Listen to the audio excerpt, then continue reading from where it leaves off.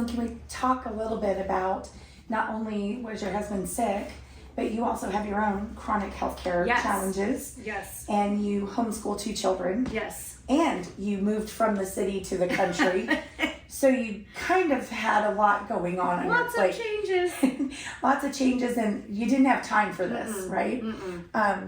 And so having, I would think, a support person to just kind of lean on was helpful. Yes. What do you feel like the biggest thing that SunNav Healthcare Advocates did for you and your family? I would say, gosh, I can't say any particular biggest thing. I mean, all of it seemed big, but just, managing and coordinating with the plethora of doctors that he had on his case, because we all know they don't really do very good of a job at communicating with one another.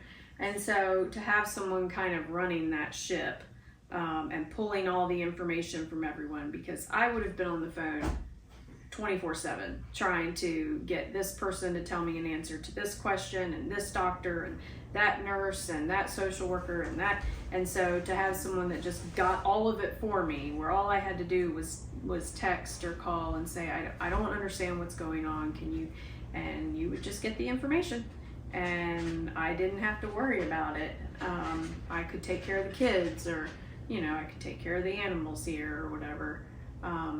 So just having someone manage that process, because it was so overwhelming, and there was no way, I don't think there's any way that he would have gotten to the point in his recovery that he did if I hadn't had someone kind of honestly breathing down their necks a little bit to make sure they stay on top of it and that they do what they're supposed to be doing, because there were times I think they got a little lazy.